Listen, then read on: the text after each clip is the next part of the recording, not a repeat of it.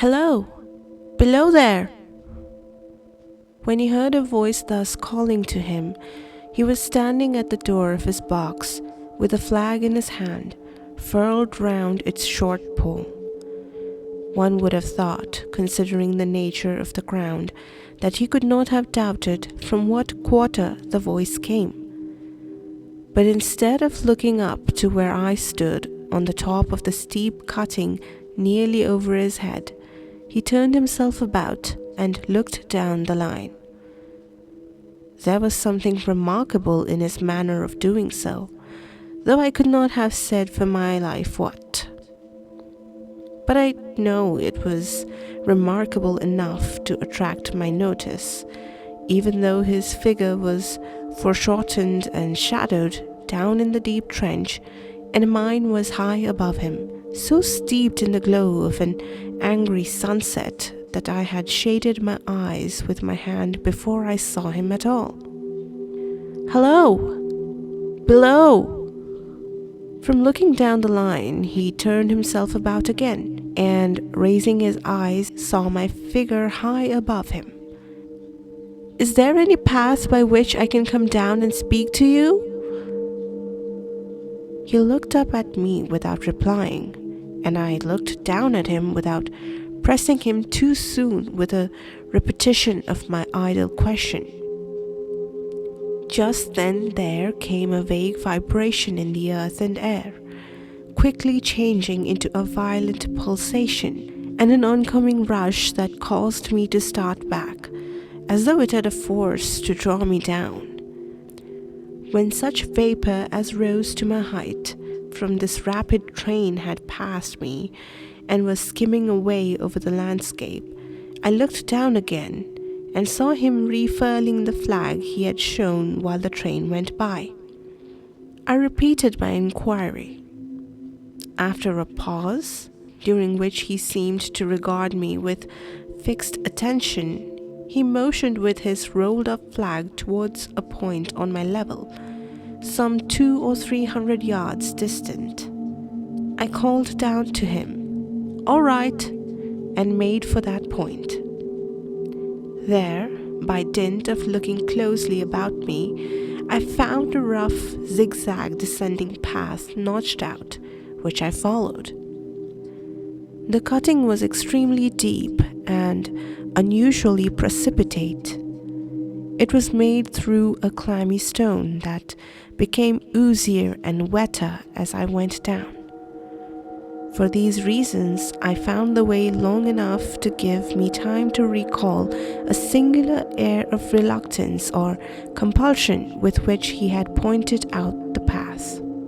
When I came down low enough upon the zigzag descent to see him again, I saw that he was standing between the rails on the way by which the train had lately passed, in an attitude as if he were waiting for me to appear. He had his left hand at his chin, and that left elbow rested on his right hand, crossed over his breast. His attitude was one of such expectation and watchfulness that I stopped a moment, wondering at it.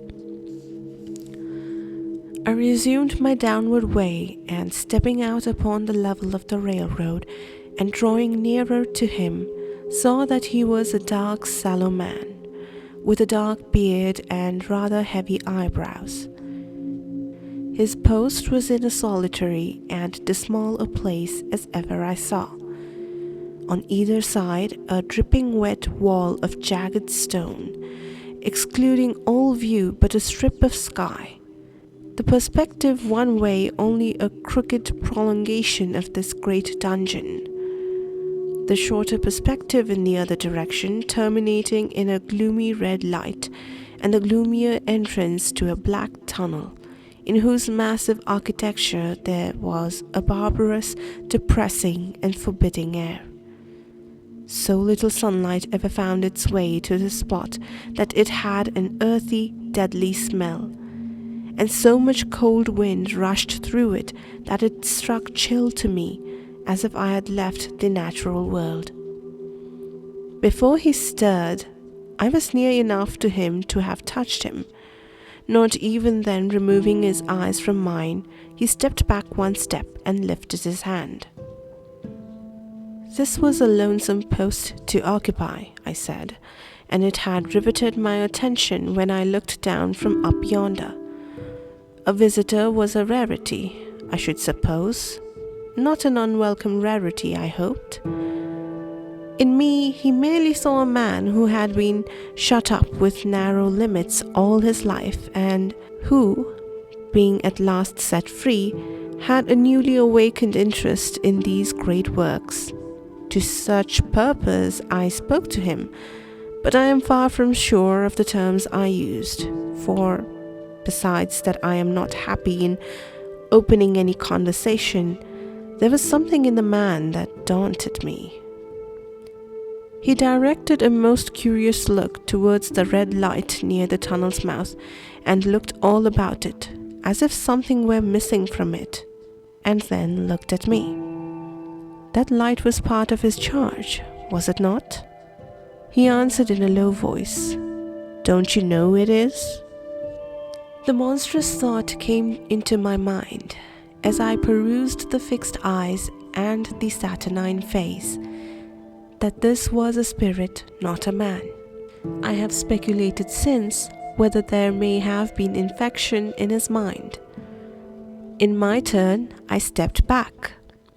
But in making the action, I detected in his eyes some latent fear of me. This put the monstrous thought to flight. "You look at me," I said, forcing a smile, "as if you had a dread of me." I was doubtful, he returned, whether I had seen you before. "Where?" He pointed to the red light he had looked at. "There?" I said. Intently watchful of me, he replied, but without sound. "Yes." "My good fellow, what should I do there? However, be that as it may, I never was there. You may swear." "I think I may," he rejoined. "Yes, I'm sure I may." His manner cleared like my own. He replied to my remarks with readiness and in well-chosen words. Had he much to do there? Yes, that was to say. He had enough responsibility to bear, but exactness and watchfulness were what was required of him, and of actual work, manual labor, he had next to none. To change that signal, to trim those lights, and to turn this iron handle now and then, was all he had to do under that head. Regarding those many long and lonely hours of which I seemed to make so much, he could only say that the routine of his life had shaped itself into that form, and he had grown used to it. He had taught himself a language down there, if only to know it by sight, and to have formed his own crude ideas of its pronunciation could be called learning it. He had also worked at fractions and decimals and tried a little algebra, but he was, and had been as a boy, a poor hand at figures. Was it necessary for him, when on duty, always to remain in that channel of damp air, and could he never rise into the sunshine between those high stone walls? Why, that depended upon times and circumstances. Under some conditions there would be less upon the line than under others, and the same held good as to certain hours of the day and night. In bright weather, he did choose occasions for getting a little above these lower shadows, but being at all times liable to be called by his electric bell, and at such times listening for it with redoubled anxiety, the relief was less than I would suppose. He took me into his box, where there was a fire, a desk for an official book in which he had to make certain entries, a telegraphic instrument with its dial, face and needles, and the little bell of which he had spoken. On my trusting that he would excuse the remark that he had been well educated, and I hoped I might say without offence, perhaps educated above that station, he observed that instances of slight incongruity in such wise would rarely be found wanting among large bodies of men, that he had heard it was so in workhouses, in the police force, even in that last desperate resource, the army, and that he knew it was so more or less in any great railway staff. He had been, when young, if I could believe it, sitting in that hut, he scarcely could, a student of natural philosophy, and had attended lectures, but he had run wild, misused his opportunities, gone down and never risen again. He had no complaint to offer about that. He had made his bed, and he lay upon it. It was far too late to make another. All that I have here condensed, he said in a quiet manner, with his grave dark regards divided between me and the fire. He threw in the word "sir" from time to time, and especially when he referred to his youth, as though to request me to understand that he claimed to be nothing but what I found him. He was several times interrupted by the little bell, and had to read off messages and send replies. Once he had to stand without the door and display a flag as a train passed and make some verbal communication to the driver. In the discharge of his duties, I observed him to be remarkably exact and vigilant, breaking off his disclosure at a syllable, and remaining silent until what he had to do was done.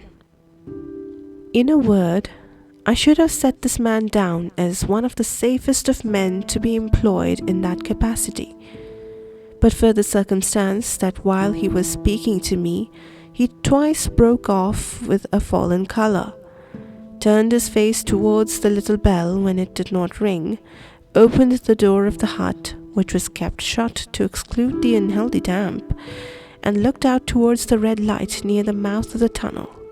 On both of those occasions he came back to the fire with the inexplicable air upon him which I had remarked, without being able to define when we were so far asunder. Said I, when I rose to leave him, "You almost make me think that I have met with a contented man." I'm afraid I must acknowledge that I said it to lead him on. "I believe I used to be so," he rejoined in the low voice in which he had first spoken. "But I am troubled, sir. I am troubled." He would have recalled the words if he could. He had said them, however, and I took them up quickly. "With what? What is your trouble?" "It is very difficult to impart, sir. It is very, very difficult to speak of. If ever you make me another visit, I will try to tell you. But I expressly intend to make you another visit." "Say, when shall it be?" "I go off early in the morning, and I shall be on again at 10 tomorrow night, sir." "I will come at 11. He thanked me and went out at the door with me. "I'll show my white light, sir," he said in his peculiar low voice, "till you have found the way up. When you have found it, don't call out, and when you are at the top, don't call out." His manner seemed to make the place strike colder to me, but I said no more than, "Very well. And when you come down tomorrow night, don't call out. Let me ask you a parting question. What made you cry, 'Hello, below there,' tonight?"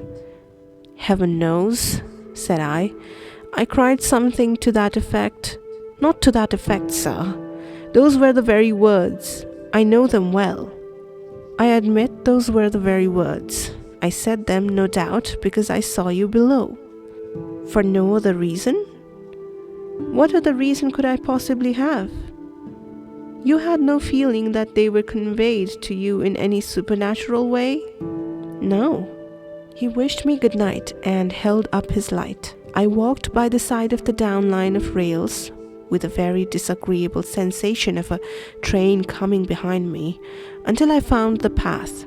It was easier to mount than to descend, and I got back to my inn without any adventure. Punctual to my appointment, I placed my foot on the first notch of the zigzag next night, as the distant clocks were striking 11. He was waiting for me at the bottom with his white light on. "I have not called out," I said when we came closer together. "May I speak now?" "By all means, sir.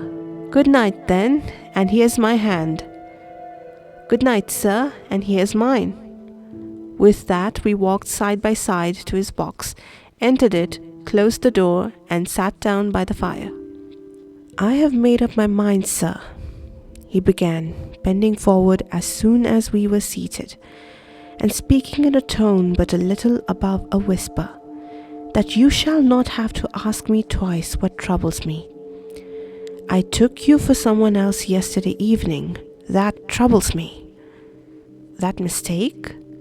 "No, that's someone else." "Who is it?" "I don't know." "Like me?" "I don't know. I never saw the face. The left arm is across the face and the right arm is waved, violently waved, this way." I followed his action with my eyes, and it was the action of an arm gesticulating with the utmost passion and vehemence. "For God's sake, clear the way!" "One moonlight night," said the man, "I was sitting here when I heard a voice cry, 'Hello, below there!' I started up, looked from that door, and saw this someone else standing by the red light near the tunnel, waving as I just now showed you. The voice seemed hoarse with shouting, and it cried, 'Look out! Look out!' And then again, 'Hello, below there! Look out!' I caught up my lamp, turned it on red, and ran towards the figure calling, 'What's wrong? What has happened? Where?' It stood just outside the blackness of the tunnel. I advanced so close upon it that I wondered at its keeping the sleeve across its eye. I ran right up at it and had my hand stretched out to pull the sleeve away, when it was gone." "Into the tunnel?" said I. "No, I ran on into the tunnel 500 yards. I stopped and held my lamp above my head and saw the figures of the measured distance, and saw the wet stains stealing down the walls and trickling through the arch. I ran out again faster than I had run in, for I had a mortal abhorrence of the place upon me, and I looked all round the red light with my own red light, and I went up the iron ladder to the gallery atop of it, and I came down again and ran back here. I telegraphed both ways.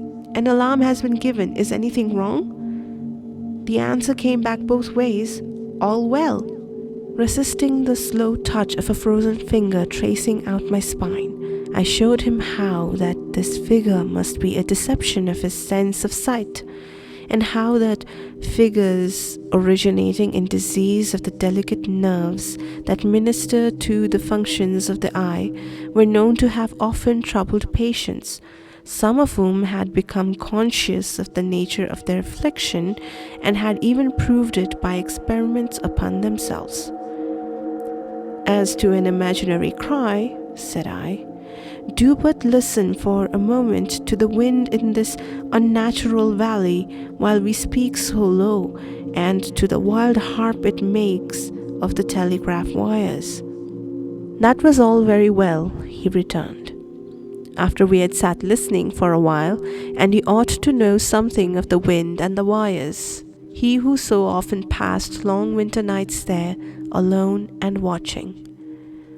But he would beg to remark that he had not finished.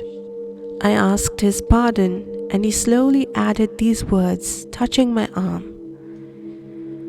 Within 6 hours of the appearance, the memorable accident on this line happened, and within 10 hours the dead and wounded were brought along through the tunnel over the spot where the figure had stood. A disagreeable shudder crept over me, but I did my best against it. It was not to be denied, I rejoined, that this was remarkable coincidence, calculated deeply to impress his mind. But it was unquestionable that remarkable coincidences did continually occur, and they must be taken into account in dealing with such a subject. Though, to be sure, I must admit, I added, for I thought I saw that he was going to bring the objection to bear upon me, men of common sense did not allow much for coincidences in making the ordinary calculations of life. He again begged to remark that he had not finished. I again begged his pardon for being betrayed into interruptions. This, he said, again laying his hand upon my arm and glancing over his shoulders with hollow eyes, was just a year ago. 6 or 7 months passed, and I had recovered from the surprise and shock when one morning, as the day was breaking, I, standing at the door, looked towards the red light and saw the spectre again. He stopped with a fixed look at me. Did it cry out? No, it was silent. Did it wave its arm? No, it leaned against the shaft of the light with both hands before the face, like this. Once more I followed his action with my eyes. It was an action of mourning. I have seen such an attitude in stone figures on tombs. Did you go up to it? I came in and sat down, partly to collect my thoughts, partly because it had turned me faint. When I went to the door again, daylight was above and the ghost was gone. But nothing followed. Nothing came of this. He touched me on the arm with his forefinger twice or thrice, giving a ghastly nod each time. That very day, as a train came out of the tunnel, I noticed at a carriage window on my side what looked like a confusion of hands and heads, and something waved. I saw it just in time to signal the driver, "Stop!" He shut off and put his brake on, but the train drifted past here 150 yards or more. I ran after it, and as I went along heard terrible screams and cries. A beautiful young lady had died instantaneously in one of the compartments and was brought in here and laid down on this floor between us. Involuntarily, I pushed my chair back as I looked from the boards at which he pointed to himself. True, sir, true, precisely as it happened, so I tell it to you. I could think of nothing to say to any purpose, and my mouth was very dry. The wind and the wires took up the story with a long, lamenting wail. He resumed, "Now, sir, mark this, and judge how my mind is troubled. The spectre came back a week ago.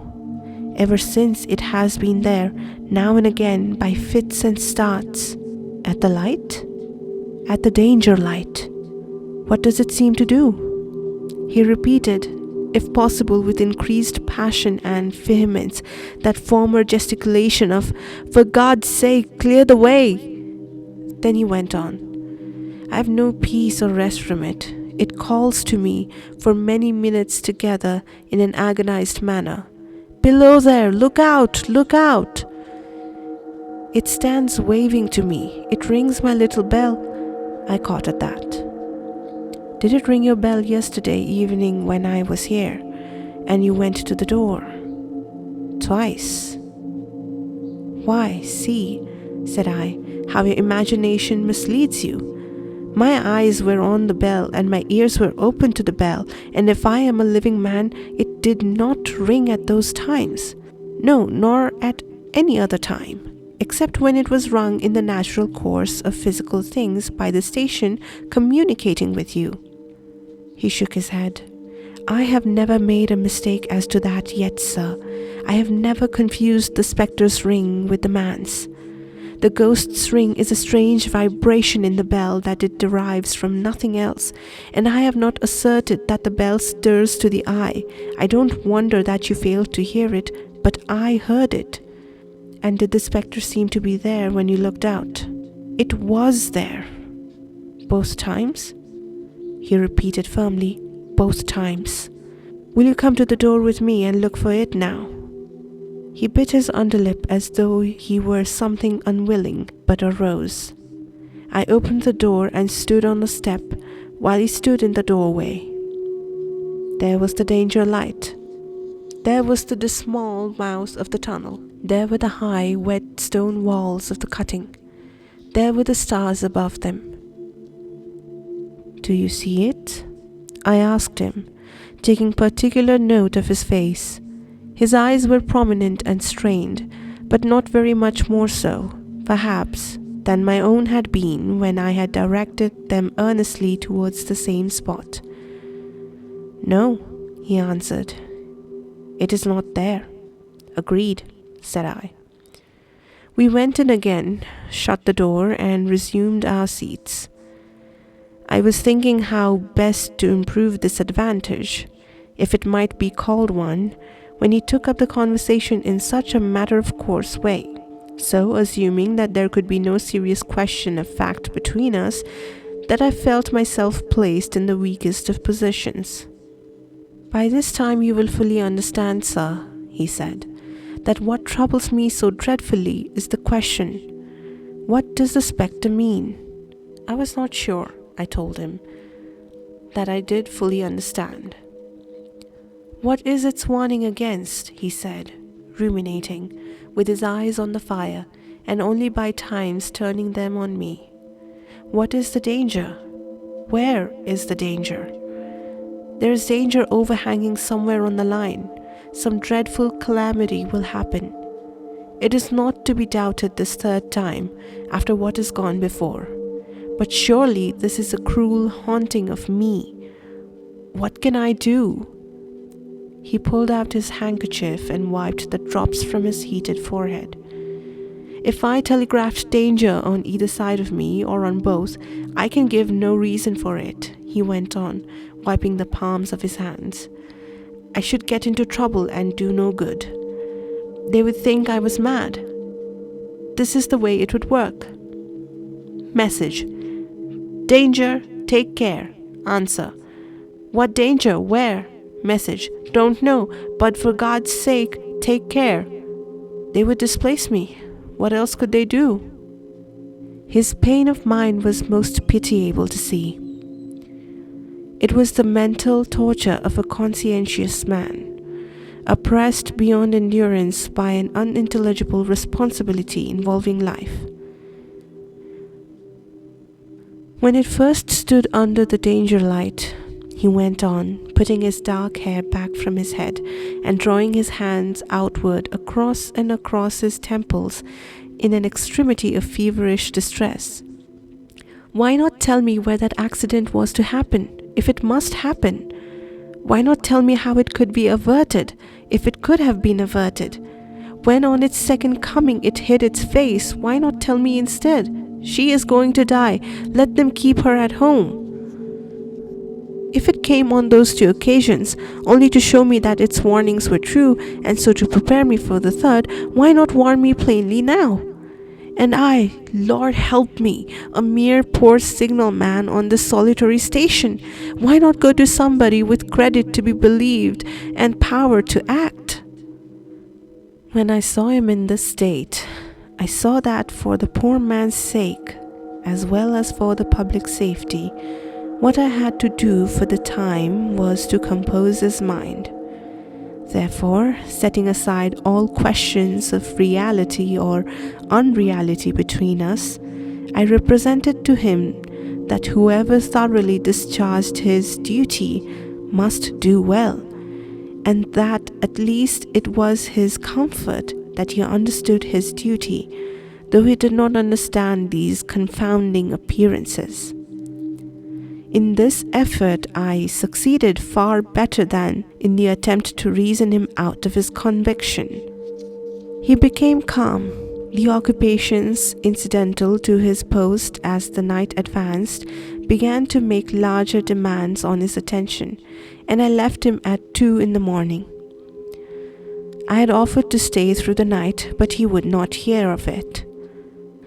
that I more than once looked back at the red light as I ascended the pathway, that I did not like the red light, and that I should have slept but poorly if my bed had been under it, I see no reason to conceal it, nor did I like the two sequences of the accident and the dead girl. I see no reason to conceal that either. But what ran most in my thoughts was the consideration how ought I to act, having become the recipient of this disclosure. I had proved the man to be intelligent, vigilant, painstaking, and exact, but how long might he remain so in this state of mind? Though in a subordinate position, still he held a most important trust, and would I, for instance, like to stake my own life on the chances of his continuing to execute it with precision? Unable to overcome a feeling that there would be something treacherous in my communicating what he had told me to his superiors in the company, without first being plain with himself and proposing a middle course to him, I ultimately resolved to offer to accompany him, otherwise keeping his secret for the present, to the wisest medical practitioner we could hear of in those parts, and to take his opinion. A change in his time of duty would come round next night. He had appraised me, and he would be off an hour or two after sunrise, and on again soon after sunset. I had appointed to return accordingly.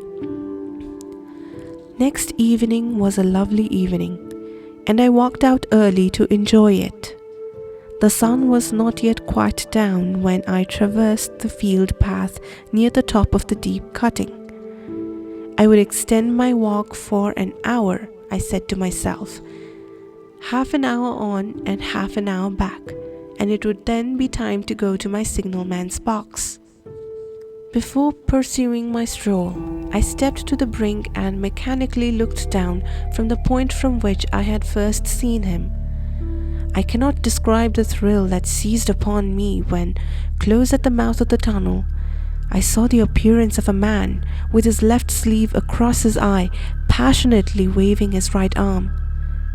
The nameless horror that oppressed me passed in a moment, for in a moment I saw that this appearance of a man was a man indeed, and that there was a little group of other men standing at a short distance to whom he seemed to be rehearsing the gesture he made. The danger light was not yet lighted. Against its shaft, a little low hut, entirely new to me, had been made of some wooden supports and tarpaulin.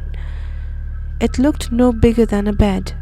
With an irresistible sense that something was wrong, with a flashing self-reproachful fear that fatal mischief had come of my leaving the man there, and causing no one to be sent to overlook or correct what he did, I descended the notched path with all the speed I could make. "What is the matter?" I asked the man. "Signalman killed this morning, sir." "Not the man belonging to that box?" "Yes, sir." "Not the man I know." "You will recognize him, sir, if you knew him," said the man who spoke for the others, solemnly uncovering his own head and raising the end of the tarpaulin, "for his face is quite composed." "Oh, how did this happen? How did this happen?" I asked, turning from one to another as the hut closed in again. "He was cut down by an engine, sir. No man in England knew his work better. But somehow he was not clear of the outer rail. It was just at broad day. He had struck the light and had the lamp in his hand. As the engine came out of the tunnel, his back was towards her, and she cut him down. That man drove her and was showing how it happened. Show the gentleman, Tom." The man, who wore rough dark dress, stepped back to his former place at the mouth of the tunnel. "Coming round the curve in the tunnel, sir," he said. "I saw him at the end, like as if I saw him down a perspective glass. There was no time to check speed, and I knew him to be very careful. As he didn't seem to take heed of the whistle, I shut it off when we were running down upon him, and called to him as loud as I could call." "What did you say?" "I said, "Below there, look out, for God's sake, clear the way," I started. Oh, it was a dreadful time, sir. I never left off calling to him.